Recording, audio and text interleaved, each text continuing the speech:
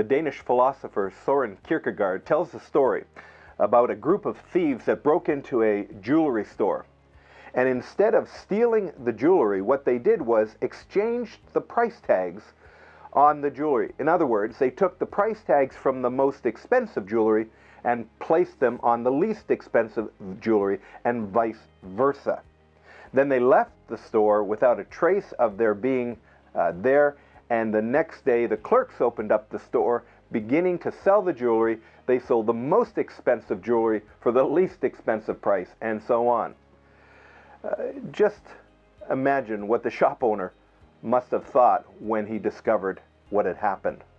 Now, the point of the story is that we live in a world where someone has rearranged the price tags. It's interesting how we value things, and more interesting, how we value people. Paintings, for example, are valuable because of the signature at the bottom of the painting. Just imagine, what would a museum say you were worth if they could see the signature of God upon your life? That's what the great theological term means, imago Dei. It is that God, the greatest artist, has signed you and me. Our self-esteem, our self-value is not based on what we've done, but in who made us.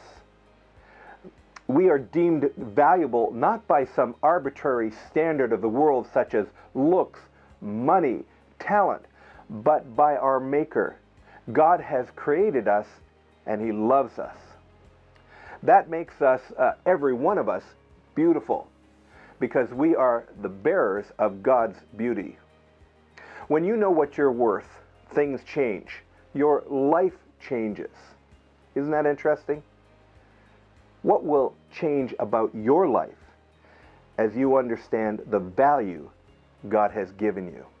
Well, today we're going to study a little bit about the life of Mary Magdalene, the little we know.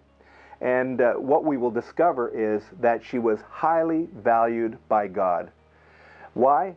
Not because of anything she'd done, but because she'd come into a faith relationship with Jesus Christ as her Lord and Savior.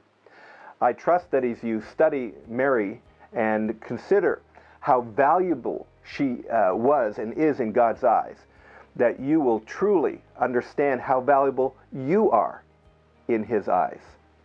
Enjoy the study, and I pray that you're blessed this week, so much so you won't want to tell someone else about how valuable they are in God's eyes.